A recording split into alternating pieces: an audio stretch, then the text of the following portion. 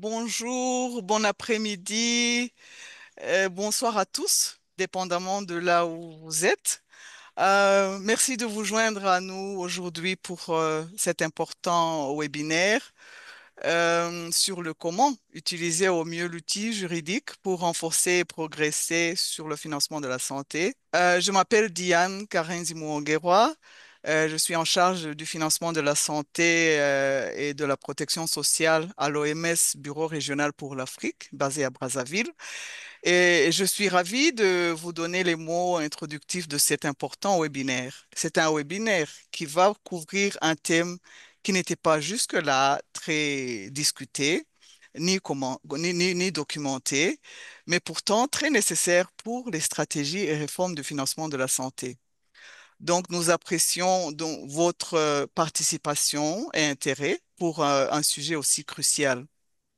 Euh, alors que, donc, en termes d'objectifs de ce webinaire, nous pourrons dire aussi que, donc, au moment où nous évoluons dans un paysage de soins de santé en constante évolution, avec des engagements que les pays se sont donnés pour la couverture sanitaire universelle, le droit est un outil puissant pour améliorer les systèmes de financement de la santé afin de garantir les soins de santé durables, équitables et efficaces pour tous les individus. Il est donc essentiel de comprendre le cadre juridique qui régisse le financement de la santé, mais aussi garantissent le progrès des différents systèmes de santé. Aujourd'hui, nous aurons une présentation sur le cadre avec les réponses aux questions telles que qu'est-ce que le droit, pourquoi se préoccuper du droit et comment mobiliser le droit. Ceci sera suivi d'un partage d'expériences des pays. Nous aurons aujourd'hui le Sénégal et la RDC. Nous aurons également une session de discussion vers la fin, au cours duquel nos conférenciers experts répondront à vos questions. Donc, notre objectif est de vraiment vous doter des connaissances pouvant être appliquées dans vos domaines respectifs, que vous soyez un professionnel de santé, un décideur politique ou un membre de la communauté juridique. Les différents conférenciers que nous aurons dans ce webinaire sont Joël Oer, et elle est avocate de formation spécialisée en droit international et comparé. Euh, Au sein de l'équipe gouvernance elle est au sein de l'équipe gouvernance des systèmes de santé de l'OMS à Genève et se concentre sur le rôle et l'influence des cadres juridiques pour la CSU. Son travail porte notamment sur le développement d'indicateurs légaux pour la CSU et le soutien technique au pays.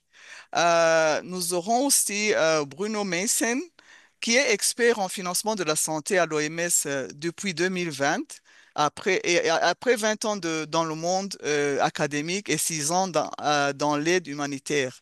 Ses principaux domaines d'expertise sont les réformes en financement de la santé, le renforcement des systèmes de santé et les mécanismes de paiement des prestataires.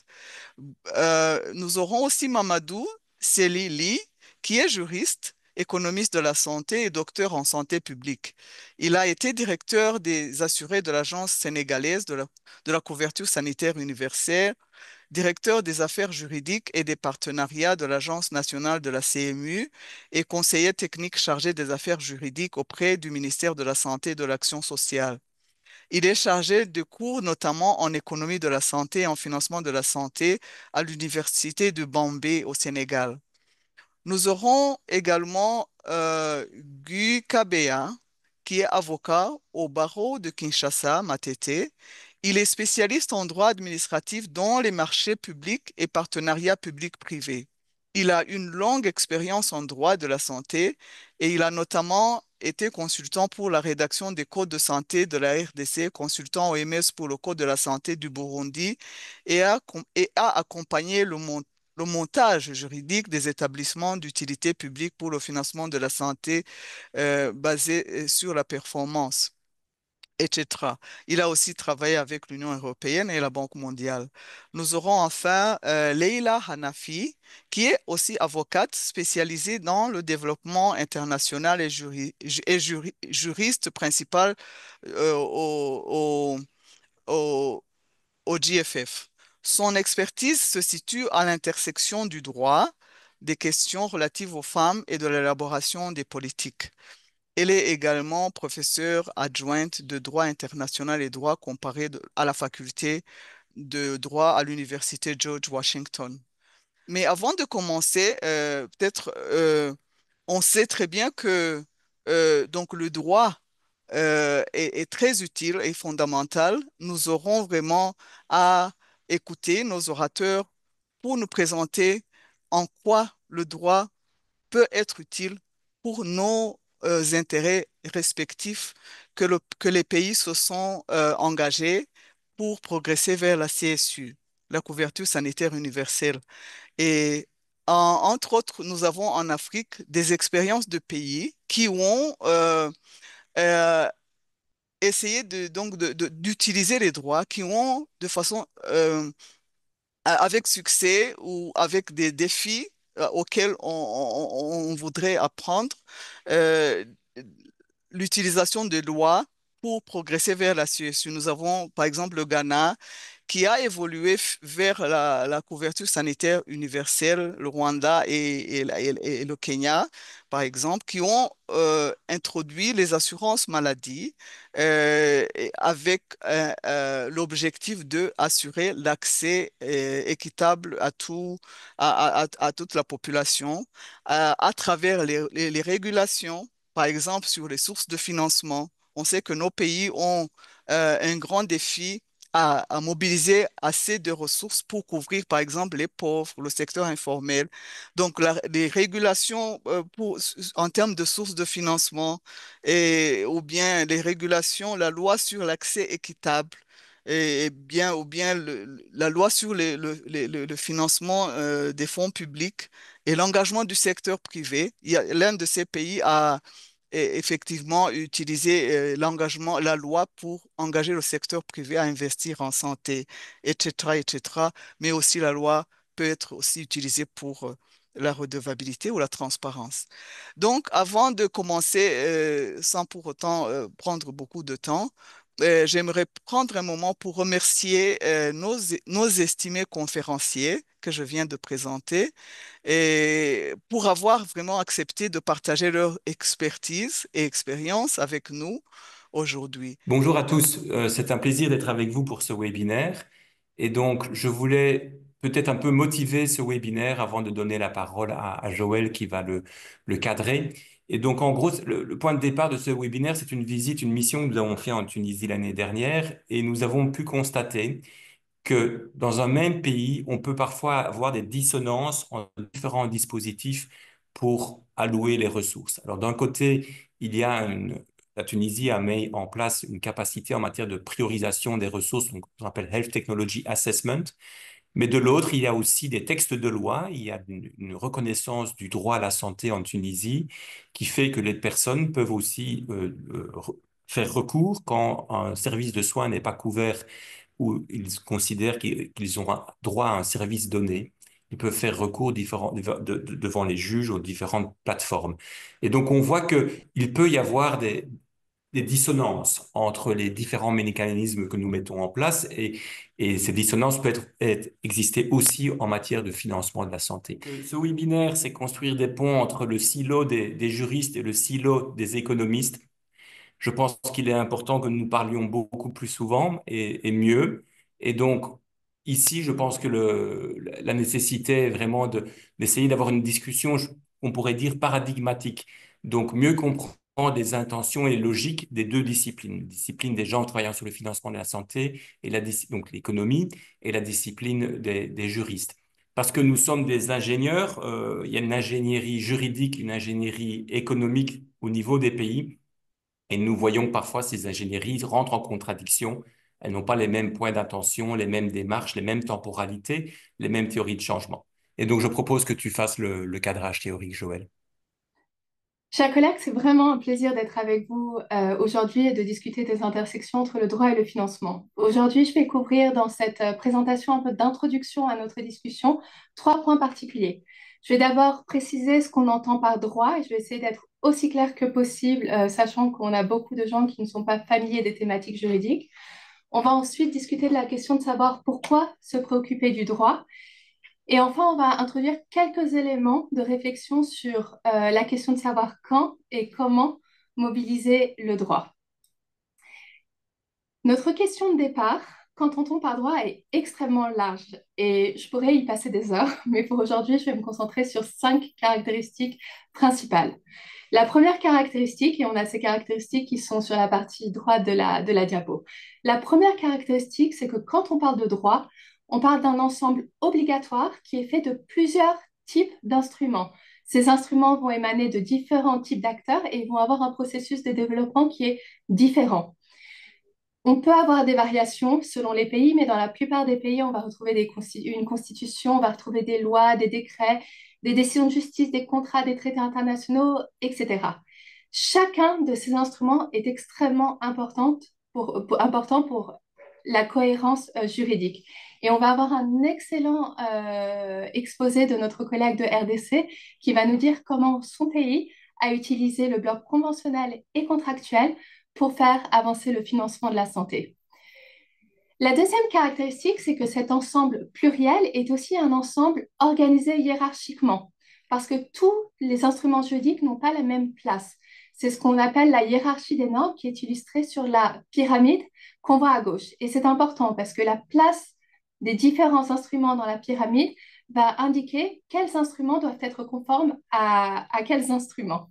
On voit à la tête de la pyramide qu'il y a la Constitution. Ça veut dire que tous les autres instruments juridiques qui existent dans le pays doivent être conformes à la Constitution. Mais on va aussi retrouver ces relations de conformité aux différents niveaux de la pyramide. Et ça veut dire, par exemple, que les textes réglementaires vont devoir être conformes aux lois. Donc, on a un ensemble qui est fait de plusieurs instruments qui sont hiérarchiques, mais qui aussi touchent à des fonctions différentes. Et c'est le troisième point qu'on couvre ici, la troisième caractéristique. Elle est illustrée par cette petite flèche qu'on a sur la droite de la pyramide qui montre que le degré de détail est variable entre les sources qui sont en haut de la pyramide et celles qui sont en bas. Ce qu'on voit de manière générale dans les pays, c'est que plus les instruments sont en haut de la hiérarchie, plus ils sont généraux dans leurs principes, ils posent vraiment les bases fondamentales. Plus on va descendre dans la hiérarchie, plus on va trouver un caractère beaucoup plus opérationnel, beaucoup plus détaillé. Et chacun de ces instruments est absolument critique. Et j'insiste sur le fait qu'ils sont critiques et ils sont complémentaires. Dans beaucoup de pays, on voit qu'un défi très important est le fait qu'on a la loi en place, mais pas les décrets d'application. Et sans l'intégralité des instruments, il est probable qu'on n'arrive pas là où on essaye d'aller avec la mesure juridique. La quatrième caractéristique qui est montrée sur notre schéma par la flèche sur la gauche de la pyramide montre que les différents instruments juridiques ont une stabilité variable dans le temps. Par stabilité, je veux faire référence au fait qu'il y a des règles qui sont plus facilement modifiables que d'autres. Et on remarque que plus les instruments sont au niveau supérieur de la hiérarchie, plus ils vont être stables. À l'inverse, plus ils vont être au niveau inférieur, plus facilement ils sont modifiables. Et c'est important de comprendre cela parce qu'il y a, selon les problématiques qu'on touche, des besoins d'ajuster plus ou moins souvent les arrangements qui sont mis en place et donc le besoin d'utiliser les différents outils juridiques. La dernière caractéristique que je voudrais couvrir avec vous aujourd'hui, c'est que le droit est omniprésent dans toutes nos sociétés. On a le droit du travail, le droit de la famille, le droit des affaires, le droit pénal. Je pourrais continuer la liste de manière très très longue, mais ce n'est pas le propos aujourd'hui. Le propos aujourd'hui, c'est qu'il est important de comprendre que tous ces domaines de droit forment un ensemble qui agit en interaction. Et on va l'entendre de nos experts, c'est vrai aussi dans le domaine du droit du financement de la santé. Ce droit-là est influencé par des droits connexes qui viennent par exemple du droit des finances publiques, des lois de décentralisation, du droit des assurances, des droits des sociétés, etc. Donc un ensemble très large et très en interaction. Sur cette photo, on a voulu utiliser une scène très familière de notre quotidien de praticien de santé pour désinvisibiliser le rôle du droit. Et je voudrais souligner que ce terme était identifié par Bruno dans nos discussions, donc lui donner les crédits en vertu du droit de la propriété intellectuelle. Donc parlons un peu des différentes dimensions juridiques de cette scène-là. On peut voir que le droit a d'abord une fonction très importante pour fixer les droits et dire quelles sont les prestations qui sont garanties aux populations. Par là, ça assit vraiment des considérations d'équité, mais ça peut aussi aider à enlever toutes les sources de discrimination. Le droit va aussi avoir un rôle très important à jouer pour réguler le personnel de santé. Donc, comment ils sont formés, comment ils sont enregistrés, comment ils sont payés, comment ils sont protégés aussi et comment ils sont supervisés. Ce droit-là, comme on l'a mentionné avant, peut interagir avec des droits qui sont plus larges, comme le droit du travail ou le droit de la fonction publique.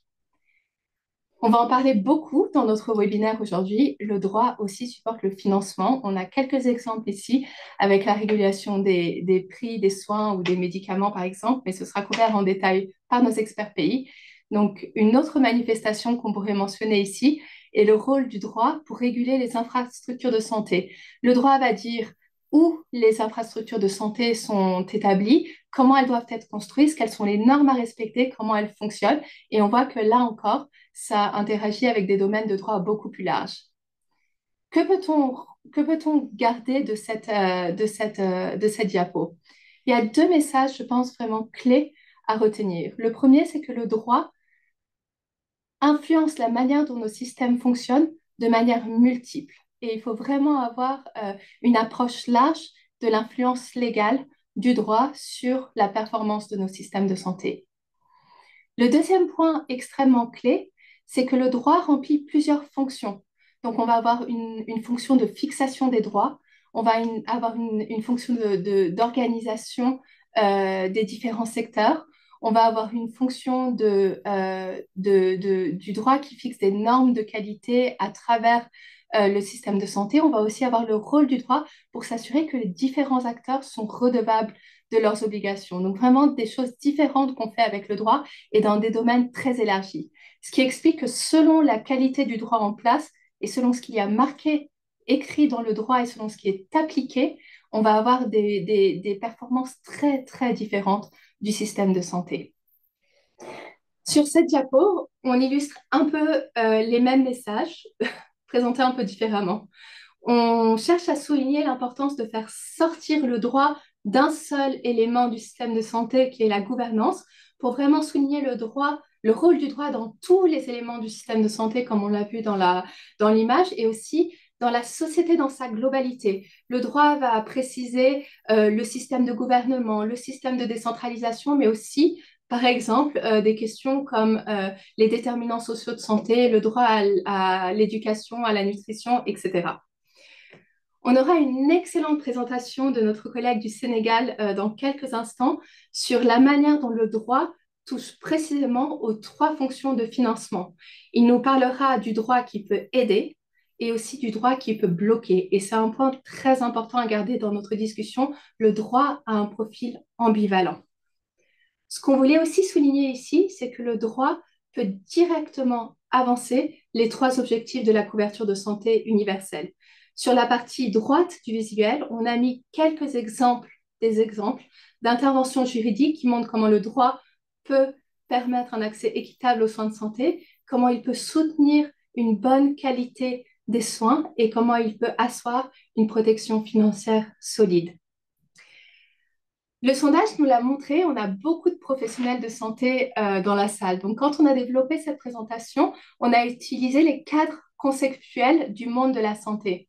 Un point très important est que quand on regarde les constructions juridiques, on voit que les constructions juridiques ne sont pas nécessairement celles du droit de la santé. Par exemple, on ne va pas avoir une loi qui parle de l'accès équitable ou une loi qui parle des ressources domestiques de la santé, mais on va avoir une combinaison d'instruments juridiques différents qui, pris ensemble, vont nous donner une image claire ou plus ou moins claire de la manière dont cette thématique est couverte. On arrive maintenant à la dernière question couverte dans cette présentation de cadrage qui est celle de savoir comment et quand mobiliser le droit. C'est une question difficile et je ne vais pas y apporter de réponse absolument tranchée ici, mais plutôt certains éléments de réflexion sur la question. Le premier élément de réflexion, c'est qu'il existe plusieurs manières de mobiliser le droit. Donc, quand on réfléchit à l'approche juridique, ce qu'on peut penser à premier abord, c'est l'élaboration du nouveau droit. Donc, on pousse du nouveau droit, on adopte des lois, on adopte des règlements, et c'est certainement un levier de changement qui est très puissant quand il est bien utilisé.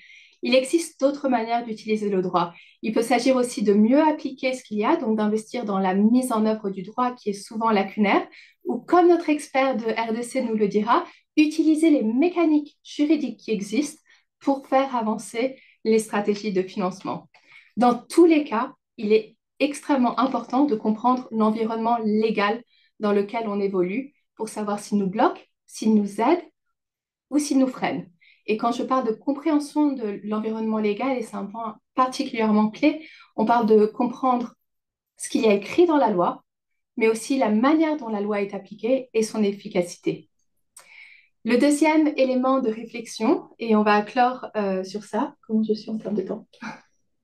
Un peu juste, c'est que il existe plusieurs cas de figure qu'il faut considérer quand on pense à l'opportunité de l'approche juridique. Dans certains cas, l'approche juridique est obligatoire ou nécessaire. On l'a vu quand on a couvert ce qu'était le droit, il y a des domaines qui sont clairement identifiés dans la loi comme devant être couverts par un instrument juridique.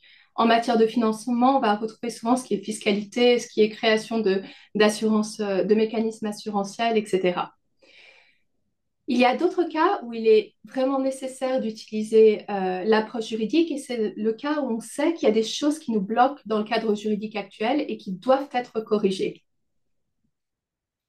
Il y a un deuxième cas de figure qui est beaucoup moins clair, qui est celui du cas où l'approche juridique est possible, mais il est aussi possible d'utiliser d'autres approches qui sont un peu des approches plus informelles. On va peut-être utiliser la bonne volonté des gens ou des approches programmatiques ou de plans ou de stratégies.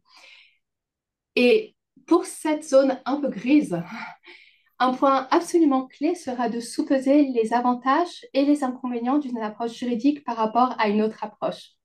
Et il est vrai que l'approche juridique n'est pas celle qui est toujours la plus attractive. On sait que les processus juridiques sont longs, qu'ils sont complexes, qu'ils sont un peu capricieux dans leur issue parce qu'on sait avec quoi on commence, on ne sait pas avec quoi on finit.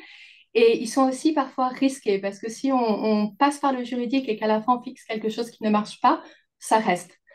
Mais il reste aussi que l'outil juridique est extrêmement puissant dans le sens où il peut institutionnaliser des arrangements, les pérenniser dans le temps et les rendre obligatoires, sans compter la fonction qu'il a de clarifier les choses. Donc à chaque fois, ça va être un exercice de balance quand on est dans ce cas un peu intermédiaire. Enfin, on a posé la question de base, comment et quand mobiliser le droit? Et ça implique aussi la discussion de savoir quand ne pas mobiliser le droit. Et c'est notre dernier cas de figure. Dans certains cas, l'approche réforme juridique n'est pas utile, voire elle peut être contre-productive. C'est le cas, par exemple, quand on sait que dans le droit existant, il y a de nombreux problèmes de mise en œuvre.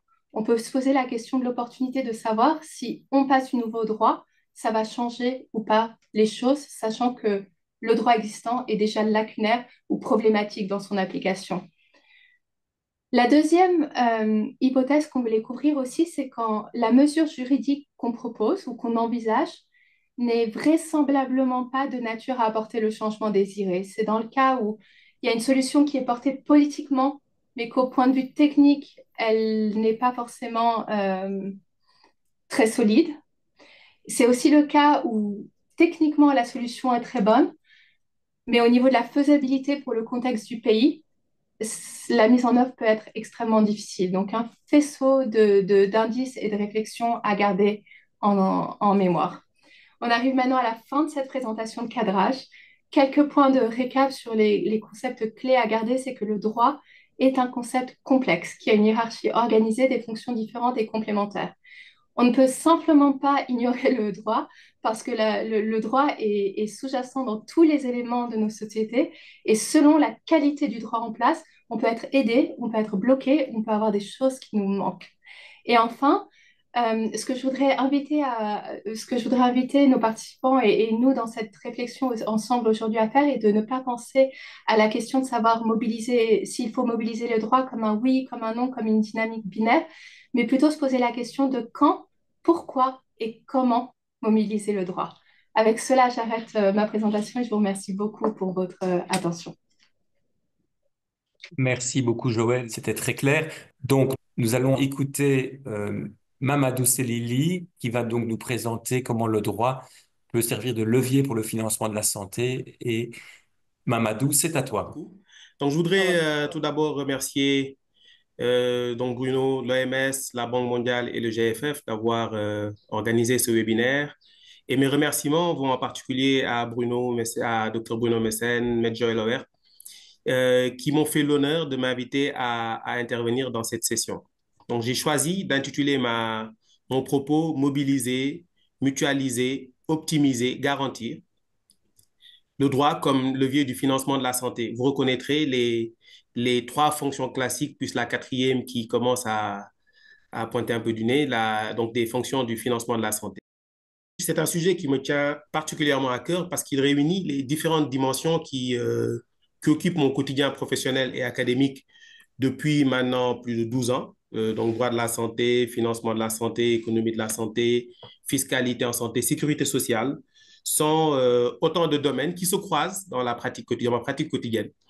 Et donc, en m'invitant à en parler, vous avez peut-être pris un risque, celui de mon enthousiasme débordant pour ces questions. Mais rassurez-vous, le format court de cette présentation va me contraindre à aller à l'essentiel. Donc, lorsqu'on parle de financement de la santé dans nos pays, les regards se tournent naturellement vers les économistes et pour cause, l'économie a fait de la santé l'un des champs d'analyse privilégiés, l'un de ces champs d'analyse privilégiés depuis quelques décennies maintenant. Le droit, par contre, fait presque figure d'invité surprise dans nos discussions. Il faut dire que son intérêt, donc l'intérêt pour le droit, du droit, l'intérêt des juristes pour la santé, est relativement récent. Et il est encore plus timide sur les questions de financement de la santé. Cette place secondaire du droit, elle n'est pas le fruit du hasard. Elle se reflète jusque dans la façon dont les juristes définissent le terme de financement. Je vous donne un exemple qui pour moi est révélateur. Le plus célèbre dictionnaire de droit dans les pays, dans les systèmes qu'on va appeler systèmes de droit civil par opposition au système de common law, donc les pays francophones de droit civil. Le terme financement n'apparaît pas dans le plus célèbre des dictionnaires qui est le vocabulaire juridique de Cornu. Et il apparaît depuis, enfin, il est apparu assez tardivement. Il est apparu que récemment. Et la définition, c'est la réunion des fonds nécessaires à la réalisation d'une opération. Vous voyez bien que cette définition juridique étroite contraste nettement avec l'approche des économistes de la santé. Donc, pour ces derniers, comme l'ont montré Bruno Messen et Joël Oher, le financement de la santé est un processus bien plus complexe qui englobe quatre fonctions essentielles. La mobilisation des ressources, leur mise en commun, leur utilisation efficiente et la définition des droits et obligations des usagers. La définition juridique que je vous ai donnée tout à l'heure ne capture qu'une seule de ces fonctions, la mobilisation. Donc, laissant dans l'ombre des aspects cruciaux du financement de la santé. Pourtant, le droit joue un rôle très important, bien plus important qu'il n'y paraît dans ce domaine. Et c'est un rôle, si j'emprunte le mot tout à l'heure de Joël, le droit joue un rôle qui est par ailleurs ambivalent. Il peut être un facteur puissant de succès quand il structure efficacement les mécanismes de financement, organise la solidarité, protège les plus vulnérables, mais il peut aussi devenir un facteur d'échec lorsqu'il conduit à une fragmentation des régimes ou s'avère inadapté aux réalités locales. Cette complexité va se révéler dans la multiplicité des branches juridiques mobilisées en matière de droit et financement de la santé. On va parler de droit des finances publiques, de droit de la sécurité sociale, droit des assurances, droit des collectivités territoriales, droit des contrats, droit de la santé, tout cela, autant de domaines qui doivent interagir harmonieusement pour un financement efficace de la santé.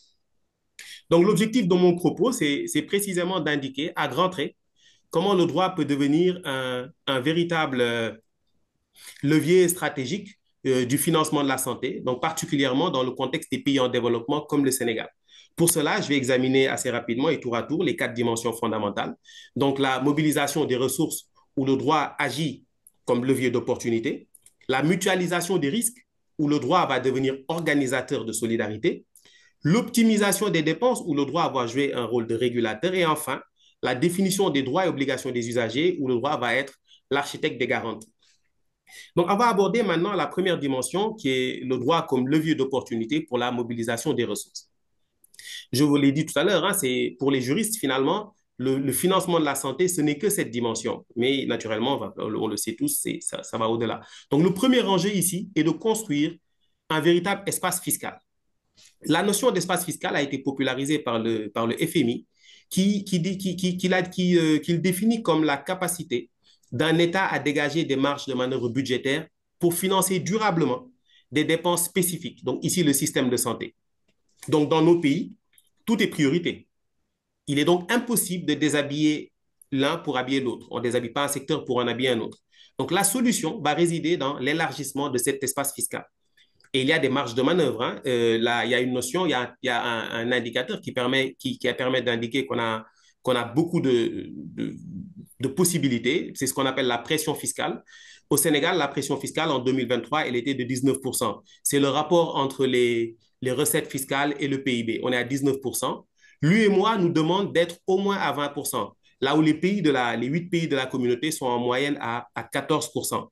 Pour mettre cela en perspective, je vous donne l'exemple des pays européens qui ont des taux de pression fiscale 2 fois ou 2 fois et demi supérieurs aux nôtres. C'est vous dire en fait qu'il y a donc de la possibilité pour mobiliser encore beaucoup plus de ressources. Mais comment le droit peut-il aider à élargir cet espace fiscal? Donc, il y a plusieurs leviers qui existent. Le premier, c'est le financement par le budget général. Donc, dans ce système, on va dire au ministère le ministère de la Santé, enfin les acteurs de santé, indiquent leurs besoins au ministre des Finances qui va après assurer le financement. On ne lui indique pas les ressources par lesquelles on souhaiterait financer les dépenses.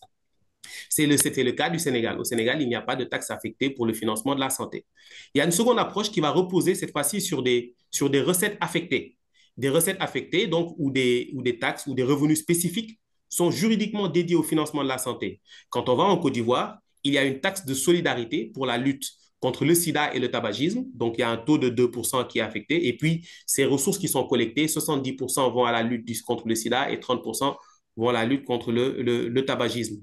Mais l'un des excellents élèves sur ça en Afrique subsaharienne, c'est le Rwanda, qui, en janvier 2020, le Premier ministre a pris un arrêté qui a créé une dizaine de taxes et de redevances affectées à la couverture maladie des travailleurs de l'informel et des indigents. Et ces taxes vont d'une taxe sur les télécoms, sur le carburant, des redevances sur le stationnement, un certain nombre de pénalités qui ont été affectées. Donc, quand on parle des ressources affectées, il y a un point sur lequel je voudrais m'arrêter, c'est celui de la TVA sociale, parce qu'il revient généralement dans les recommandations. On dit généralement qu'il faut lever une TVA sociale. La TVA est un impôt très performant. C'est pour cela qu'il suscite autant d'intérêt. Les économistes disent que c'est une taxe qui est régressive. Le Ghana a cette TVA sociale. Il y a 2,5 points affectés à la couverture maladie à l'assurance maladie. Mais je l'ai dit tout de suite, son caractère régressif inquiète. Mais il y a un autre point, c'est que socialement, il peut être compliqué à faire passer. Ce n'était pas sur la TVA sociale en 2005, mais une hausse de la TVA a eu lieu au Niger en 2005 et cela a entraîné un certain nombre de manifestations parce que la TVA était à 19% officiellement. Et puis, il y a quelques produits qu'on a voulu faire passer à ce taux-là, mais il y a eu des manifestations monstres et l'État a été obligé de faire certaines concessions. À cette occasion-là, par contre, c'est une taxe qui peut être intéressante juridiquement. Mais il existe 2 autres leviers que je voudrais indiquer avant de passer à un autre point en matière de finances publiques et l'on ne s'y intéresse pas assez. Et la société civile, dans le domaine de la santé, devrait peut-être s'y intéresser un peu plus pour que ces leviers soient utilisés.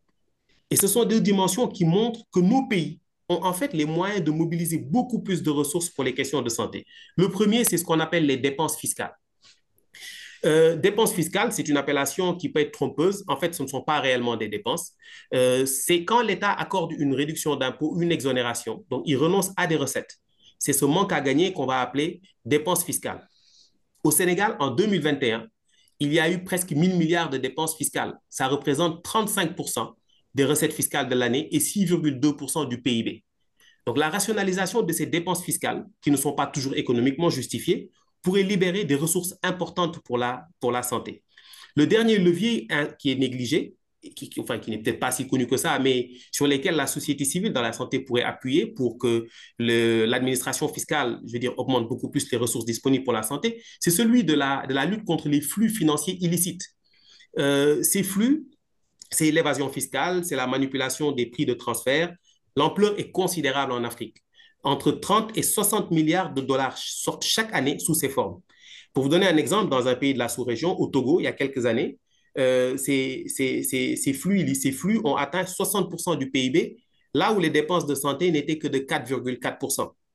Donc, en fait, il y a des possibilités aujourd'hui que le droit des finances publiques peut offrir pour mobiliser beaucoup plus de ressources. Il y a à côté des faiblesses, par contre, que le droit, et ça c'est plus le droit de la sécurité sociale et autres, qui présente ces faiblesses en matière de mobilisation des ressources. Mais pour ne pas trop passer tout le temps que j'ai sur ce point-là, je vais passer à à la deuxième fonction de financement et peut-être dans les questions, on va revenir sur sur les faiblesses du droit en matière de mobilisation des ressources. Donc ici, je dis, le droit sur la fonction mobilisation des ressources, le droit peut être considéré comme, comme un organisateur de solidarité. Il y a beaucoup à dire sur les questions de mobilisation des ressources dans le financement de la santé, sur ces questions de mise en commun. Mais je voudrais ici, pour commencer, parler de quelques obstacles juridiques qui vont entraver cette mobilisation efficace des risques. Le premier obstacle réside dans la fragmentation, qui est le résultat en fait des catégories juridiques. Notre droit a progressivement construit des régimes distincts selon les catégories socio-professionnelles. Donc, on a des fonctionnaires, des salariés du privé, des travailleurs du secteur informel. Et en fait, cette segmentation juridique a été accompagnée dans les textes par une segmentation des régimes. Cela peut sembler logique du point de vue administratif, mais ça engendre des conséquences problématiques parce que ça crée des différences significatives dans la couverture entre les populations, ça engendre des coûts de gestion élevés, car qui multiplie les fonds multiplie les coûts de gestion. En plus, cette fragmentation, elle isole les groupes les plus aisés et ne permet pas de solidarité en faveur des plus vulnérables. Au Sénégal, par exemple, il y a un régime de couverture pour les fonctionnaires qui existe depuis 1972, un régime de couverture pour les travailleurs du secteur formel depuis 1975, et au sein de ces régimes-là, il y a une forte fragmentation. Dans le secteur formel, le droit a créé des IPM et il y en a des centaines au sein d'une population de 100 et quelques mille individus. En 2013, il y a eu la création d'un régime pour les travailleurs du secteur informel. Mais c'est le droit lui-même qui crée cette fragmentation qui économiquement est critiquée. Le deuxième obstacle juridique qui est plus subtil que crée le droit, c'est en fait c'est la contradiction entre deux principes. Il y a le principe de la liberté d'association qui est défendu par la Constitution, qui est promu par l'UEMOA dans nos pays, ce qui fait que les populations peuvent créer des mutuelles. Mais ce principe va s'opposer à une exigence économique de solidarité plus large. La mise en commun, c'est une question des grands nombres. Or, la réglementation ici, en s'appuyant sur la liberté d'association, va encourager les populations à créer des petits pools. Cela a conduit au Sénégal à l'existence, il y a quelques années, de plus de 800 pools de risque. L'agence de la CSU a tenté de les réduire, mais le nombre était très élevé. Et le débat, à un moment donné, qui se posait entre les acteurs, c'est nous avons le droit constitutionnel et le droit défendu par promu par l'UEMOA de créer nos mutuelles de santé. C'est un droit dont nous comptons nous prévaloir. Mais derrière, l'État tentait de leur dire, écoutez, économiquement, ce n'est pas une bonne idée d'avoir tous ces pools de risque. Il y a un troisième obstacle juridique, une faiblesse, on va dire, du droit, c'est la question de l'assurance maladie obligatoire, de la mise en commun obligatoire des fonds. Dans les pays comme les nôtres, où le secteur informel est très large, les mécanismes classiques du secteur formel ne peuvent pas être efficaces. Dans beaucoup de pays, on met en place, on a mené une étude il y a quelques années sur 16 pays africains. Les 9 ont instauré une assurance obligatoire, mais cette assurance obligatoire, elle n'est obligatoire qu'en théorie. Et il n'y a pas de mécanisme réellement pour mettre en œuvre ces éléments. Et sur ça, c'est une lacune du droit dans nos systèmes. Il faut imaginer des mécanismes par lesquels ce droit, cette assurance obligatoire peut être mise en œuvre. Il y a des solutions qui existent. Quelques pays ont proposé des solutions, comme en Côte d'Ivoire, où on a relié l'adhésion à l'assurance. Diapo, s'il vous plaît. On a relié l'adhésion à l'assurance, on l'a relié à certains services publics. Par exemple, pour pouvoir bénéficier de certains avantages fournis par l'État, il faut être assuré. Donc, ce couplage est un mécanisme qu'aujourd'hui, on tente de développer au Sénégal pour inciter les populations à s'assurer. Mais on a rajouté une chose qui n'existe pas en Côte d'Ivoire, c'est que il ne s'agit pas de dire aux gens, allez vous inscrire. Il faut également trouver le moyen de les faire cotiser. Et pour cela, ce qu'on essaie de faire, c'est de coupler des bénéfices financiers qui sont donnés par l'État à de l'assurance. C'est ce qu'on appelle l'adhésion systématique. Donc, c'est de l'assurance et de l'obligatoire sans le gendarme ou de l'obligation intelligente, comme on peut l'appeler. Je vais volontairement vite parce que le temps, je suis bientôt, j'arrive bientôt au terme du temps qui m'a été imparti. Je voudrais juste peut-être sur la troisième et la quatrième fonction du financement de la santé, c'est-à-dire la fonction mise en commun et puis la fonction définition des droits et des obligations des usagers, dire quelques mots. Nous n'allons pas avoir le temps malheureusement d'approfondir, mais peut-être que dans les questions, nous pourrons le faire. Le droit agit comme un régulateur de dépenses et comme un organisateur de garantie. Comment cela se fait? Ça va s'exercer notamment à travers l'encadrement des prix, qu'il s'agisse des tarifs des prestations de soins ou des prix des médicaments. Sur ce dernier point, le droit sénégalais offre des outils concrets, mais qui sont encore insuffisamment exploités. Je pense notamment aux dispositions qui permettent aux pharmaciens d'officine de substituer un médicament princeps par son générique. La loi permet à un pharmacien de substituer des médicaments.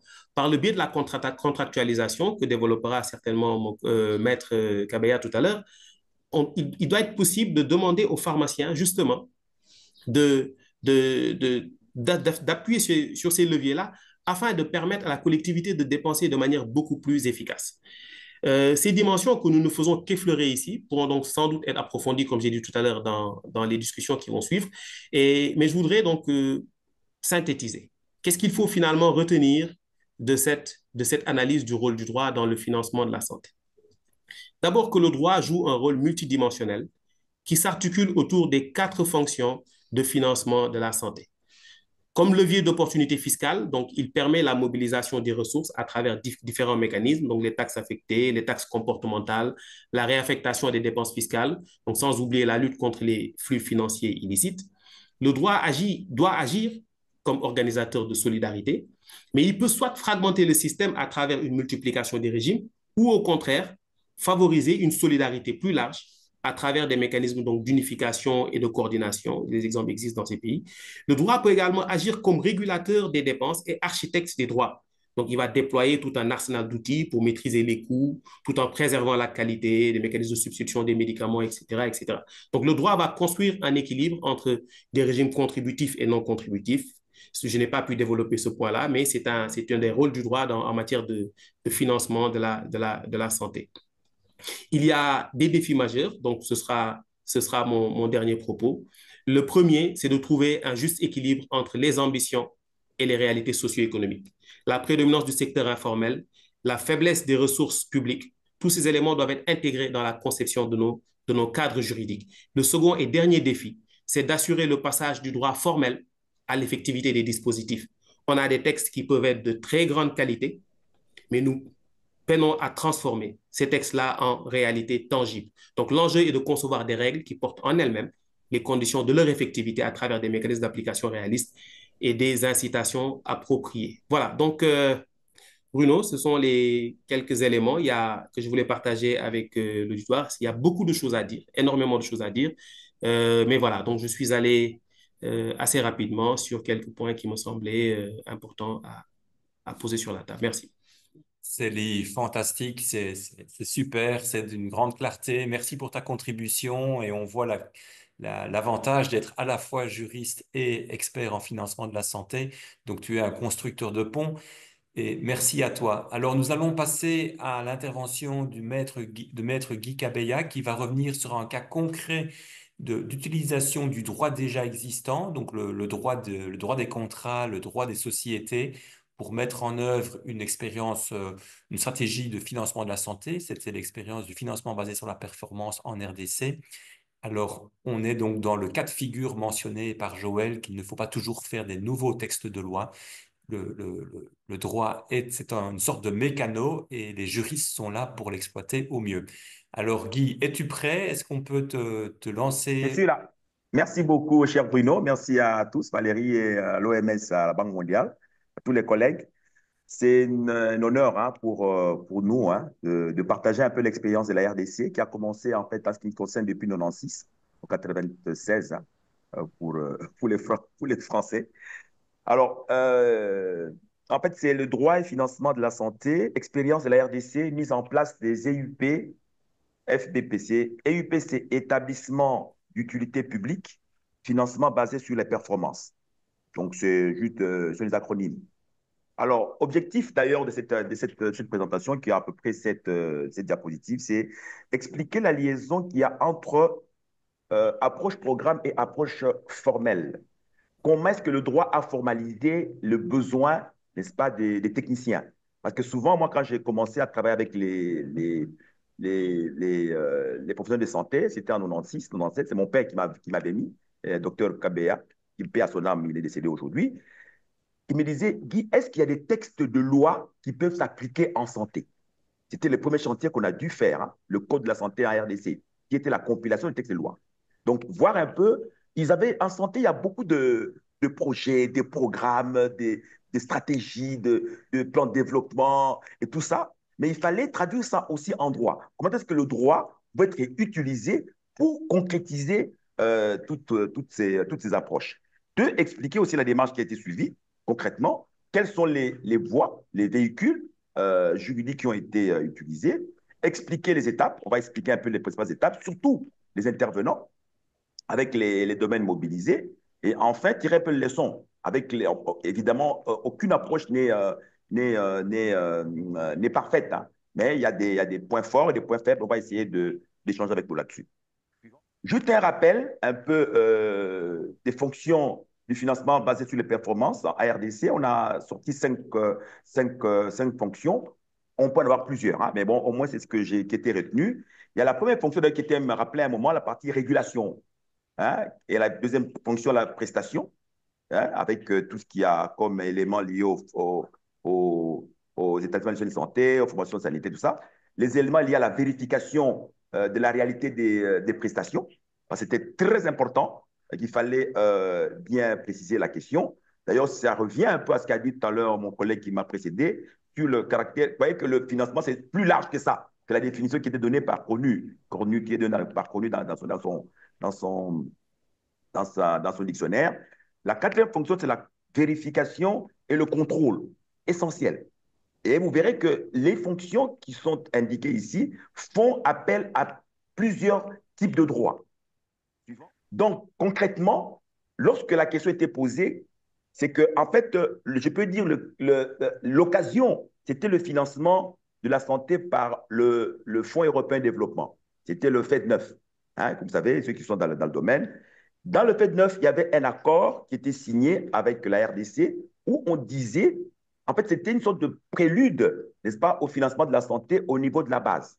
La question qui était posée, c'était qu'il fallait qu'au-delà du financement qui se faisait par l'État avec le budget, avec tous les mécanismes que vous connaissez, qu'on puisse mettre en place des structures à la base, donc au niveau des provinces, au niveau des zones de santé, ça veut dire des sites sanitaires, même au niveau presque proche des formations de santé, des structures qui pouvaient aider à capter le financement de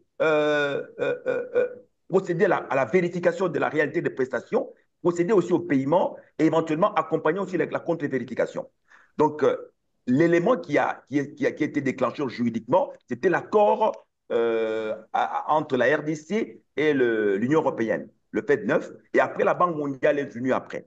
Sur base de cet accord, et d'ailleurs, dans les accords en question, on faisait mention, c'était vraiment en incise, hein, les termes qui étaient utilisés dans les accords, c'était il fallait que la RDC mette en place plutôt des structures ad hoc ad hoc. C'était même pas, le terme EUP n'apparaissait même pas dans les accords.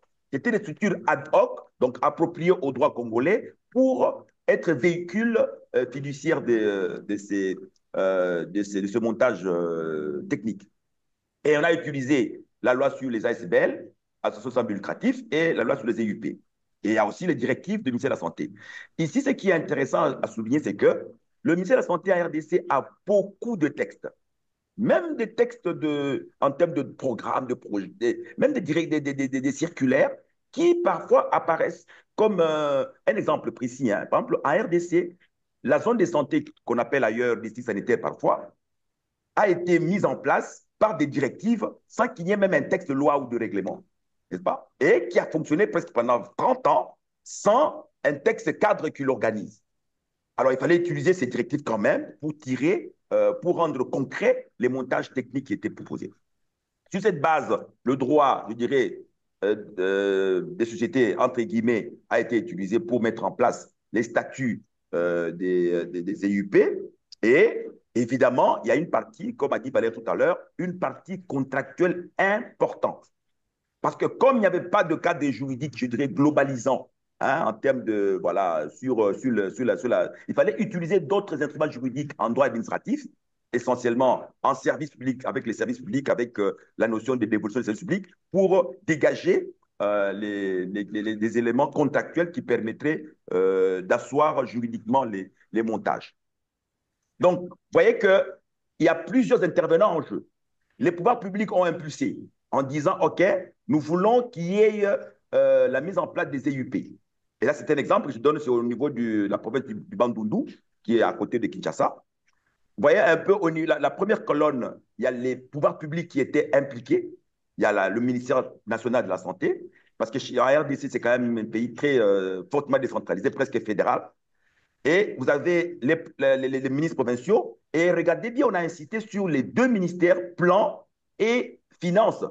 Parce qu'il ne fallait pas, justement, que les EUP soient créés pour le projet. Il fallait pérenniser l'instrument.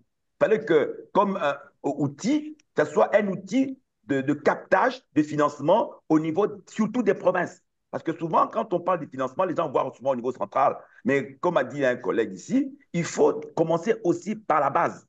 Et évidemment, pour que ça ne soit pas en l'air, la société civile a été impliquée, essentiellement les confessions religieuses qui sont très, très importantes en RDC, hein, qui sont les catholiques, les protestants et même les musulmans. Par exemple, il y a un EUP qui est dirigé par un musulman dans une province au Maniema, et un autre EUP qui est dirigé par des prêtres, donc des catholiques, par exemple, au Bandundu. D'autres encore, dans d'autres provinces, ce sont par exemple, à Kinshasa, ce sont les protestants. Donc, c'est vraiment une question de société civile de la santé, ceux qui sont réellement impliqués. Mais évidemment, comme les partenaires techniques et financiers qu'on appelle l'OMS, l'UNICEF, ceux qui admettent de l'intervention ou même de la participation de leur structure, parce que par exemple, la Banque mondiale n'était pas d'accord d'entrer dans la gestion de l'EUP, n'empêche que donc, les EUP, lorsqu'on a mis en place des EUP, le conseil d'administration des EUP était composé des pouvoirs publics, de la société civile et des partenaires techniques et financiers. En fait, moi j'appelle ça, on a consacré juridiquement le partenariat public-privé. Je le dirai un peu plus tard. Donc, pour rappel, en gros, l'EUP avait 4 fonctions. La première fonction, c'est la fonction de conclusion des contrats. D'abord, avec les pouvoirs publics pour qu'ils reçoivent le mandat de gérer les services publics. Les deux éléments, avec les formations sanitaires, les institutions de santé.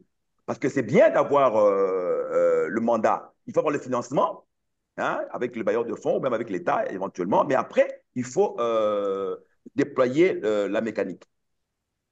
Achat stratégique, vérification, ça c'est un peu le contenu, et puis paiement. Donc, on a eu les 4 fonctions qui sont... mais il y en a effectivement, les techniciens, on ne peut pas dire qu'il y a certaines fonctions incompatibles. Il serait bien de séparer, par exemple, la vérification et les paiements. Bon, au moins, moi, juridiquement, si les concernés sont d'accord, il y a les mécanismes de séparation des fonctions qui peuvent se mettre en place dans le contrat, même les éléments de compte de vérification qui peuvent mitiger les risques. Alors, quelles sont les limites de cette approche? c'est que, comme disait tout à l'heure le collègue du Sénégal, c'est que le droit, comme il y a des obligations, comme l'assise des EUP, c'est essentiellement une assise, je dirais, contractuelle, conventionnelle, donc quasiment de l'incitation. Donc, il fallait quand même asseoir des obligations. Or, qui dit obligation dit un texte général hein, qui entraîne qu'il y ait des sanctions éventuelles, y compris des sanctions pénales. Ça veut dire que quelqu'un qui serait obligé d'utiliser l'EUP et qui ne le ferait pas serait peut-être sanctionné ou administrativement ou pénalement. Et puis, évidemment, le troisième risque, c'est la faible appropriation éventuelle par certains acteurs. Regardez l'origine des EUP. L'EUP est impulsée grâce aux partenaires techniques, un peu, je dirais, aux projets financés par les bailleurs de fonds. Alors, certains avaient l'impression que les EUP étaient plutôt des structures des bailleurs de fonds et non des structures locales. Tout l'intérêt suivant. Alors, vous verrez que justement, pour mitiger ce risque de défaut d'appropriation éventuelle, c'est un peu la dernière, le dernier exposé, c'est que au milieu, vous avez l'EUP, c'est établissement d'utilité publique. Quel est le statut? Regardez bien, j'ai mis à gauche au-dessus les bailleurs de fonds avec une ligne noire qui sont dans la construction de l'EUP. Donc, les bailleurs de fonds et les ministères se mettent d'accord de mettre en place l'EUP. Mais pour une pérennisation de l'EUP, il fallait impliquer le niveau provincial. Donc, parce que c'est les provinces qui sont vraiment en lien direct avec les bénéficiaires. Et la société civile en santé. Évidemment, l'EUP en tant qu'EUP, évidemment, le bailleur de fonds avec la RDC a un contrat, un traité international. On a la hiérarchie présentée par la Valérie, c'est clair. Mais en plus de ça, il faut que l'EUP, on a fait signer aux EUP des conventions d'évolution des services publics. Ça, c'est essentiel. Parce que s'il n'y a pas la convention, l'EUP est une structure privée comme toute autre structure. C'est une SBL courante. C'est par ce biais-là que les pouvoirs publics, donc l'État, a procédé à la délégation, n'est-ce pas, de la mission de service public liée à la vérification et même au paiement dans certains cas. Et regardez un peu juste en dessous des bailleurs de fonds, on a mis les mutuelles et entreprises. Ce qui est intéressant, c'est quoi? C'est que les EIP qui sont mis en place comme véhicules ont commencé, grâce à leur pérennisation, avec l'implication des provinces, ont commencé à attirer les mutuelles, qui en fait, vous savez bien, qui financent d'ailleurs la demande de soins, hein, et même les entreprises aussi, parce que vous savez bien que par exemple, en droit du travail, il y a les entreprises, chez nous, par exemple, les travailleurs sont pris en charge dans la protection de santé par les employeurs, le patronat. Les mutuelles et les entreprises ont commencé, dans certains cas, à recourir aux EUP pour être le lien avec les prestataires de soins, qui sont les FOSA, les formations sanitaires, qui sont en fait des bénéficiaires finaux. Et il y a les contrats. Vous avez bien vu que toute la gamme, ou même la gamme juridique a été déployée. Premier élément, il y a les aspects, je dirais, unilatéraux, la Constitution avec le ministère de la Santé, la province avec la loi de décentralisation. Il y a les traités internationaux dont a parlé Valérie tout à l'heure, entre le bailleur de fonds et le ministère de la Santé. Et puis surtout, le gros, ce sont les contrats. N'empêche qu'il y a les statuts des DEP qui est en fait une approche droit de société qui a été mise en place avec tout ce qu'il y a comme précision, la précision juridique, les éléments liés à l'autonomie, les éléments liés à la pérennisation, au patrimoine propre, même les éléments de gestion interne, organigramme et règlement intérieur. Pour finir, quelles sont les pistes éventuelles qu'on a eu à voir? Parce que les gens me disent, mais pourquoi vous avez choisi l'EUP, pourquoi pas une autre approche, ou pourquoi pas une autre structure? On n'avait pas possibilité. La première possibilité, c'était de mettre en place ce qu'on appelle établissement public. Ailleurs, on parle des PIC ou même, voilà, je ne vais pas rentrer dans les décisions juridiques. Avantage de l'établissement public, c'était quoi? Il y avait une forte implication possible des pouvoirs publics. Donc, les provinces, les ministères pouvaient être impliqués. Mais l'inconvénient, c'est que les partenaires, la société civile était assez réticente. Était assez réticente plutôt. Donc, la société civile était assez réticente en disant, comme quand l'État est trop seul et contrôle tout avec la tutelle, avec la désignation, le processus de désignation des animateurs et tout, c'était compliqué. Il fallait, voilà. La deuxième possibilité, c'est association sans but lucratif. Ça veut dire une association qui est là, qui est créée indépendamment. Et après, sauf qu'ici, il y a une grosse implication de la société civile. C'est un avantage. Mais l'inconvénient, c'est que les pouvoirs publics se sentaient un peu délaissés. On a eu des cas comme ça avec, chez nous, les, euh, les, les centrales qu'on appelle les CDR, hein, les centrales de distribution de médicaments. C'est un peu le sentiment que les gens ont. Ils ont l'impression que c'est plutôt société civile pure et non avec l'implication de l'État. Et l'EUP, et pour finir, a été choisi parce qu'on considérait que c'était une consécration institutionnelle du partenariat public-privé entre, les pouvoirs publics et la société civile avec l'appui des bailleurs de fonds. Et, sauf que l'inconvénient aussi, c'est qu'il y a une dilution de responsabilité. Quand il y a trop de monde dans une structure, il y a risque que personne ne se sente responsable.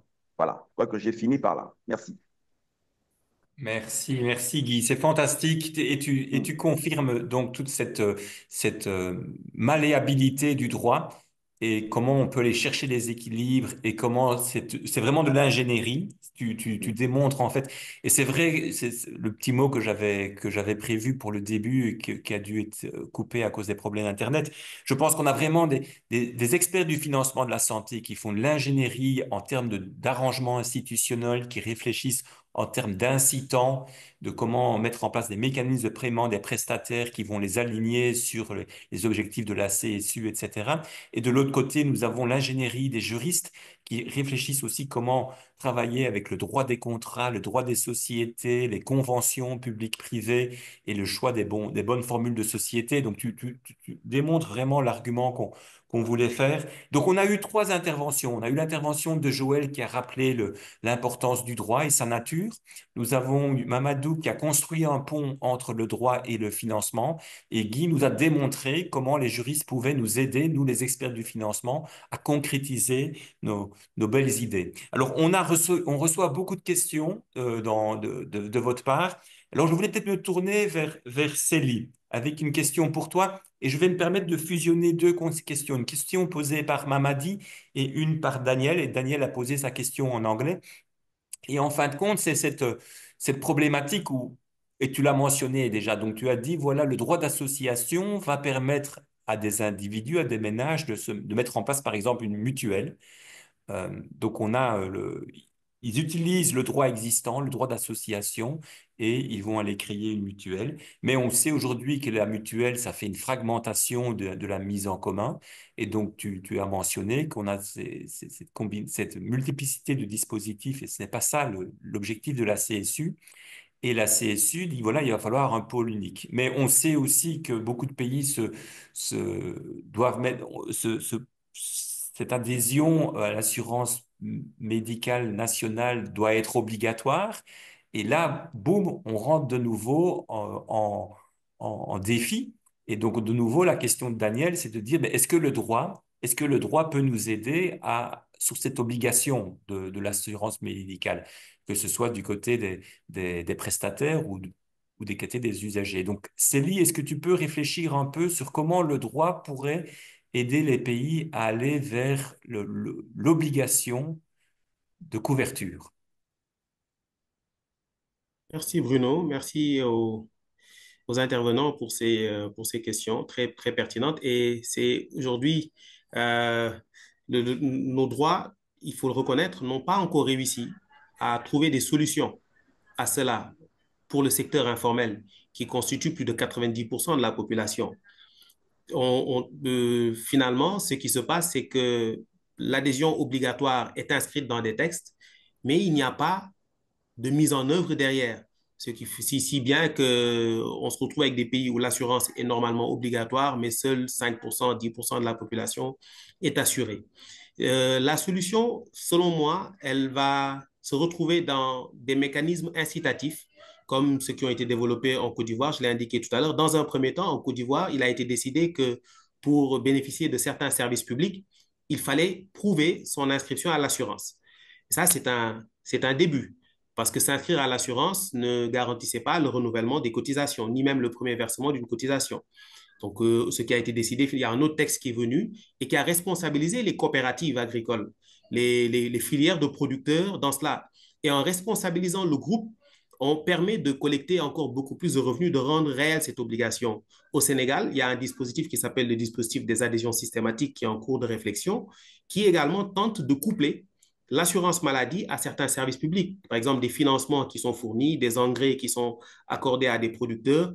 Il faut que ces derniers, au moment du remboursement, au moment de tout cela, puissent rajouter un montant qui irait à l'assurance. Au Rwanda, pour bénéficier de l'assurance, il faut que tous les membres de la famille soient inscrits. Donc voilà, donc il y a des solutions aujourd'hui qui sont en train d'être développées, qui ne sont pas tout à fait parfaites, mais avec le digital, on devrait, je pense, réellement parvenir à régler cette problématique. Mais il y a aussi là aussi quelques obstacles qui existent. Par exemple, au Sénégal, l'UMOA nous dit qu'on ne peut pas transformer le crédit téléphonique en argent. Or, beaucoup de gens sont disposés à utiliser leur crédit téléphonique comme moyen de cotiser. Bon, voilà, donc des solutions sont à trouver. On n'a pas encore de solution aujourd'hui, malheureusement, sur ces questions. Mais Manadou, tu confirmes qu'il peut y avoir quand même des tensions entre quand on veut rendre les choses obligatoires, on va peut-être restreindre des droits du citoyen, peut-être d'autres droits fondamentaux, d'autres droits importants. Et donc là, de nouveau, il y a bien un enjeu de... Un économiste ne peut pas dire peut pas venir vers le juriste avec des solutions toutes simples en disant bah, pour rendre obligatoire, on va obliger, on va conditionner à ceci ou cela. J'imagine que vous, les juristes, vous allez dire non, vous ne pouvez pas faire cela parce que vous allez rentrer en contradiction avec d'autres libertés citoyennes, etc. Tu me confirmes? Tout à fait. Et c'est cela, quelquefois, la difficulté dans le dialogue qu'il y a entre les économistes et les juristes dans nos pays, c'est que les juristes, quelquefois, sont même considérés comme des empêcheurs de tourner rond. Le raisonnement que les juristes ont généralement, c'est de dire, bon, ça, c'est pas possible, ça, c'est possible. Peut-être maintenant qu'il faut essayer à travailler sur une autre approche où les juristes devraient permettre aux économistes de voir comment faire la chose, se dire ensemble qu'il faut y arriver, au lieu d'être là à lire les textes, à dire que ça c'est possible, ça c'est pas possible, mais travailler ensemble pour être un conseiller et voir faire de l'ingénierie finalement juridique pour y arriver. Mais tu l'as souligné tout de suite, il y a dans certains cas, dire que c'est obligatoire, sinon on ne peut pas accéder à cela, ça restreint un certain nombre de libertés et quelquefois aussi les juristes peuvent avoir tendance à dire, bon, c'est bien, mais quand même ça, c'est contraire à la Constitution, c'est contraire à certaines libertés fondamentales. Voilà. Donc, mais tu le dis bien, hein, que construire des ponts, ne pas travailler en disant, il faut pas que les juristes soient simplement à nous dire c'est pas possible ou c'est possible. Il faut un dialogue beaucoup plus en amont et beaucoup plus riche entre les deux disciplines. Alors, maintenant, je vais me tourner vers Joël peut-être. Et donc, il y a une question de Stanislav qui lui aussi est un constructeur de ponts puisqu'il est juriste et pharmacien. Et donc, il est en train de faire un travail de documentation sur les enjeux de l'accès aux médicaments et du droit.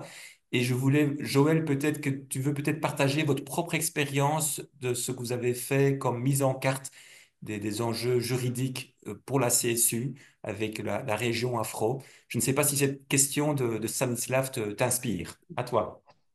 Je vais partager quelques éléments de contexte sur ce qu'on a fait en Afrique avec, sous le leadership de notre bureau régional. Donc, on a notre bureau régional, l'équipe gouvernance, qui a été vraiment sensible à l'importance du droit pour la santé.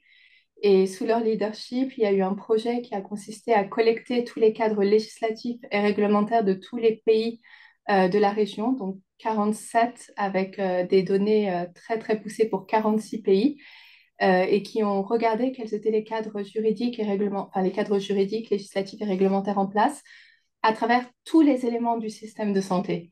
Et c'était un examen très, très riche en leçons parce qu'on s'est rendu compte qu'il y avait des domaines qui étaient très bien régulés, des domaines qui étaient très mal régulés et qu'on voyait aussi des tendances un peu globales. Donc, par exemple, on a vu qu'il y avait certains groupes qui étaient clairement plus protégés que d'autres en termes d'accès aux soins Mamadou Sely les a mentionnés. On voit beaucoup de mécanismes pour protéger les couches en fait, les plus favorisées de la société et on voit beaucoup moins de choses pour les couches les plus vulnérables. On voit qu'il y a certaines thématiques et je pense que Mamadi parlait du droit des produits de santé qui sont très bien couverts. mais on apprend aussi en combinant ce qu'on voit dans les lois à ce qu'on a d'autres informations, notamment des politiques nationales et de santé, que souvent les lois, et c'est un point extrêmement crucial à retenir, on a les lois en place, mais on n'a pas les ressources, on n'a pas les capacités. Donc, il faut vraiment commencer par cet examen de la lettre, mais aussi regarder la qualité de mise en œuvre. Je ne sais pas si j'ai raté des dimensions de la question qui a été posée, mais ce qu'on a vraiment noté, c'est que, un, il y a un écart très fort entre ce qui est dit au niveau politique et ce qu'on voit dans les lois, et que quand les lois sont en place, on voit un écart entre ce qui est dans la loi et ce qui est réellement appliqué. Et ça, c'est des ponts qu'il faut vraiment mettre en place. Merci Joël. Alors, nous avons une question pour Maître Guy et donc Richard Gandou de RDC. Alors, on va essayer de poser la question pour que tout le monde la comprenne. Première chose que tu dis, Richard, c'est que, un, tu confirmes que les EUP qui ont été mises en place dans le cadre de l'expérience FBP sont toujours là et elles sont aujourd'hui utilisées dans le cadre du projet PDL 145 du gouvernement congolais. Alors peut-être que Guy, tu pourras nous dire ce qu'est le projet PDL 145. Mais c'est très intéressant parce que quand on réfléchit à l'institutionnalisation du financement de la santé, on réfléchit toujours à nos dispositifs et on ne réfléchit pas tellement en quoi ces dispositifs peuvent créer des opportunités pour d'autres expériences politiques. Alors ça, ce serait, Guy, est-ce que tu peux réfléchir, nous dire alors aussi les liens qui pourraient exister entre les EUP qui ont été mis en place et le nouvel instrument, la nouvelle agence qui a été mise en place par le gouvernement, alors je pense par un texte de loi, qui est le Fonds de promotion de la santé. Et donc, alors le Fonds de promotion de la santé, rapidement pour notre audience, c'est un fonds qui doit gérer notamment la politique de gratuité qui est en cours d'être mise en œuvre et progressivement passer à l'échelle en RDC et qui est un tiers payant qui compense les structures de santé pour les soins gratuits offerts pour les accouchements et les néonataux. Alors Guy, est-ce que tu veux Tout à fait. élaborer un Ouais, petit ouais, peu ouais, rapidement ouais, là-dessus? Alors juste tout pour à dire à fait. l'audience que nous sommes un peu en retard à cause des petits problèmes techniques que nous avons rencontrés et aussi à cause de la passion des différents intervenants. Mais donc on va tirer un peu plus loin que prévu, mais ne nous abandonnez pas, on a encore un peu de temps avec vous. Merci. Ok. Merci, hein, merci beaucoup. Juste, effectivement, je m'avais dit que en fait, la réaction de Richard répond en fait à ce que Christiane, je pense, Becker a aussi posé comme question. Parce qu'après le fait, est-ce que les EUP ont continué? Oui, non seulement ont continué, mais ils ont servi de leçon pour le projet de la Banque mondiale. Il y a un projet de la Banque mondiale qui finançait la santé qui est venu après, qui a utilisé l'instrument EUP. Non seulement ça, même l'UNICEF a utilisé les EUP, les EUP et consorts. Alors maintenant, c'est ça c'était le grand challenge. Comment est-ce qu'il fallait que l'EUP, qui est un instrument en fait qui vient, comme on dit, ad hoc pour un projet, FED9, pouvait être utilisé même après le FED9 par d'autres bailleurs de fonds, y compris par le gouvernement. Et je suis content d'ailleurs de raison de Richard qui dit, même le grand projet PDL, le projet de programme de développement local, qui en fait cible les territoires. Hein. Dans un territoire, c'est un peu la subdivision du pays après les provinces, les districts, c'est les territoires. Donc vraiment au fin fond de notre pays, qui est un pays immense. Et c'est le lien justement avec, que je voulais faire avec le fonds. Le fonds mobilise l'argent, le fonds hein, dont a parlé le collègue tout à l'heure. Mais l'EUP a une fonction importante, la fonction de vérification. Pour parler vraiment de manière, moi, c'est que j'ai compris, vérification de la réalité des prestations. Vous savez, lorsque on veut payer, là, le tiers payant, il est là, il paye. Mais qui vérifie, à part évidemment, il y a des aspects liés aux médecins conseils qui interviennent lorsqu'il y a des éléments de mutualisation, mais qui est au niveau de formation sanitaire, qui vérifie que les prestations sont bien faites. Et non seulement ça, même au niveau de la prévention, parce que souvent, lorsqu'on parle de la santé, l'approche ailleurs, c'est une approche plutôt médicale. Mais les EUP travaillent essentiellement aussi sur la partie prévention. Hein? Par exemple, des questions liées à la vaccination, les questions liées au village assaini. Je pense que les EUP, pour parler de manière brève, effectivement, non seulement ont été installés, ont été utilisés, et le fonds peut même les utiliser. Je crois que je parle sur le contrôle de certains collègues Maître Henri pourra me compléter, en tout cas s'il est dans l'audience. Le fonds peut utiliser les EUP pour ses activités. Voilà. Merci Guy. Alors, je note bien que cette question est aussi à sa part de controverse. Donc, je vois notamment Christiane qui s'inquiète de savoir comment ce montage va perdurer si le FED se retire. Le FED, donc, c'est le financement de l'Union européenne ou la Banque mondiale. Donc là, Christiane, tu touches une question importante. C'est est-ce qu'il faut toujours aller vers un tiers payant? Ou est-ce qu'on peut fonctionner sous le système de l'administration publique à l'intérieur du budget du ministère de la Santé avec des allocations vers les structures publiques? Alors, je crois que c'est un débat c'est une question qu'on se pose à l'OMS. On n'a pas de réponse définitive. On note que beaucoup de pays font le choix de mettre en place un tiers payant. Alors, la mise en place d'un tiers payant automatiquement va enclencher euh, du travail d'ingénierie juridique. Alors, soit avec les textes existants, comme l'exemple de la RDC que Guy a brillamment présenté, soit avec du texte de loi, des décrets, etc., comme on l'observe dans beaucoup de pays, avec la création d'une nouvelle instance publique ou parapublique. Est-ce qu'il faut toujours aller vers ce tiers payant ou est-ce qu'on peut travailler à l'intérieur des finances publiques et à l'intérieur? Voilà, on sait que c'est une question. On pense qu'on va en faire un webinaire parce que je pense que c'est une question qui est très pertinente et les réponses sont probablement très, très contextuelles, mais on voit une divergence croissante au niveau des pays et on voit un nombre croissant de pays faisant l'option de l'agence parapublique ou d'un tiers payant tout au moins. Voilà, alors je vois il est déjà 3h38. Je ne veux pas abuser de votre temps. Alors on va, je pense, donner la parole à Leïla qui va donc nous faire une petite synthèse de la discussion qui a été très riche, des présentations qui ont été faites, et peut-être, Leïla, que tu veux donner aussi quelques points d'attention du côté de la Banque mondiale sur ces enjeux de droit et de financement de la santé. Nous t'écoutons, Leïla. Merci Bruno. Je suis consciente qu'il n'y a pas beaucoup de temps, alors je serai brève. Merci pour cette discussion si enrichissante et interactive et le partage des expériences RDC et Sénégal. Alors au sein du GFF et de la Banque mondiale, pour nous, les systèmes de santé bien financés sont synonymes de meilleurs services de santé pour tous et bien sûr l'approche juridique est essentielle pour la réglementation du secteur et on travaille beaucoup en fait sur le renforcement des capacités législatives et institutionnelles. Et ça veut dire qu'on ne travaille pas seulement avec les ministères de la justice, etc., mais aussi avec les ministères de la santé et d'autres ministères de tutelle quand on a ces financements de la Banque mondiale dans nos pays. Alors, permettez-moi, comme tu l'as précisé, Bruno, de partager quelques messages clés liés aux discussions d'aujourd'hui pour vraiment définir une voie à suivre pour nos prochaines discussions.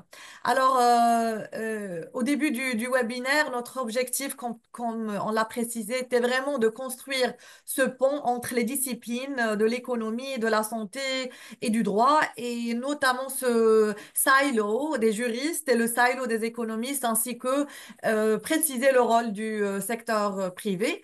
Durant le sondage, on a reçu l'affirmation que le cadre juridique est lacunaire au niveau de l'application et le renforcement de l'application des textes existants. Et ça, c'est une priorité. Et ceci confirme encore une fois la motivation du webinaire et traduit la situation des pays dans lesquels vous travaillez et on travaille tous ensemble. Alors, quelques points. La réflexion sur la manière dont le droit peut être mobilisé de façon stratégique pour atteindre les objectifs de la CSU doit prendre en compte les réalités socio-économiques spécifiques de nos pays africains. Alors qu'il devrait être un instrument au service de la CSU, le droit peut paradoxalement aussi bien faciliter qu'entraver sa réalisation. Cette dualité est particulièrement visible dans nos pays. Le droit peut être un puissant levier quand il structure efficacement les mécanismes de financement et organise la solidarité, mais il peut aussi, comme on l'a précisé, devenir un obstacle quand il est source de fragmentation ou quand il présente des lacunes, comme l'absence d'obligation d'assurance qu'on a vu au niveau du Sénégal. Quels sont les exemples abordés comme déterminants du succès ou de l'échec du droit? Alors, facteur de succès, quand il structure efficacement les mécanismes de financement, organise la solidarité, protège les plus vulnérables, et facteur d'échec, quand il crée de la fragmentation entre les régimes et ne s'adapte pas aux réalités socio-économiques. Un système de financement de la santé bien conçu et structuré protège aussi les plus vulnérables en garantissant leur accès aux soins, en réduisant le risque de pauvreté lié aux dépenses de santé et en promouvant l'équité dans la distribution des ressources de santé. Et là, les instruments juridiques internationaux et régionaux et nationaux constituent des fondements solides pour l'interdiction des discriminations dans le domaine de la santé. Alors ici, le droit est un levier essentiel pour lutter contre les inégalités et favoriser une meilleure justice sociale dans l'accès aux soins de la santé. Comment mettre en œuvre le droit de la santé? Là, on parle de ce qui est de jure et de facto gaps, les lacunes dans la législation au niveau normatif et au niveau de la mise en œuvre. Alors, les lacunes dans la mise en œuvre du droit de la santé sont multiples, complexes, allant du manque du financement, d'infrastructures, les inégalités d'accès et les qualités de soins. Ici, il est également essentiel d'inclure des politiques de sensibilisation et d'éducation pour garantir que tout le monde puisse exercer son droit à la santé de manière équitable et efficace. La mise en œuvre du droit à la santé implique également des mécanismes de surveillance et de reddition de comptes pour s'assurer que les engagements en matière de santé sont respectés par les gouvernements et les prestataires des soins. On a aussi parlé de l'importance d'aligner les politiques de financement sur les principes du droit à la santé. Alors là, encore une fois, les principes d'égalité d'accès, de non-discrimination, et cela implique la mise en place de mécanismes financiers qui assurent que personne n'est exclu des soins pour des raisons économiques, géographiques, sociales, etc. On a aussi parlé de l'importance d'aligner les diverses branches du droit interagissant dans le financement de la santé, que ce soit le droit des finances publiques, droit de la sécurité sociale, droit des assurances, droit des contrats, etc. Des derniers points, au niveau de nos pays. Alors, au niveau de nos pays, les défis, bien sûr, sont multiples, notamment en raison de la diversité des systèmes juridiques. Bien sûr, on a ce civil and common law, mais aussi on a le droit coutumier, on a beaucoup des enjeux au niveau de la diversité des systèmes juridiques dans nos pays et aussi les défis qui sont liés au contexte économique différent.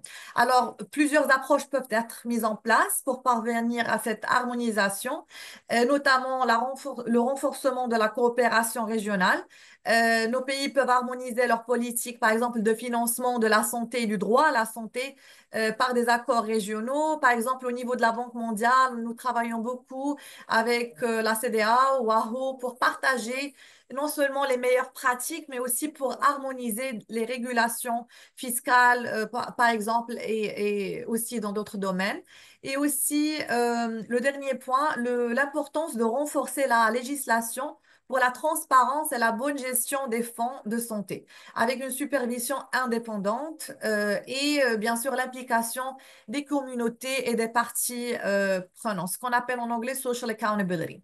Alors, l'harmonisation des lois ne doit pas être vraiment un processus top-down, mais doit vraiment inclure l'avis des parties prenantes, y compris les organisations de la société civile, les fournisseurs de soins de santé et les groupes communautaires et la mise en place, bien sûr, des mécanismes de responsabilité juridique. Je m'arrête ici. Merci beaucoup. Je passe la parole à mes collègues OMS. Merci beaucoup, Leïla, pour cette synthèse très riche. Et donc, on voit qu'on a effectivement encore beaucoup d'enjeux à traiter. Donc, voilà, je ne sens plus attendre. Je veux vous remercier d'avoir été avec nous aujourd'hui. On reviendra sur ces questions de droit et financement, mais cette fois-ci, nous allons nous pencher donc sur la production du droit, avec notamment le travail des parlementaires qui font les lois. Et donc, nous espérons que nous aurons des personnes qui ont directement contribué à la rédaction et au vote au Parlement de lois sur la CSU. Merci à Diane, à Joël, à Célie, à Guy et à Leïla pour leurs nombreux inputs de qualité. Merci à vous tous aussi pour vos commentaires et vos nombreuses questions. Nous sommes toujours heureux de vous voir si nombreux avec nous. Voilà, merci à tous et à bientôt.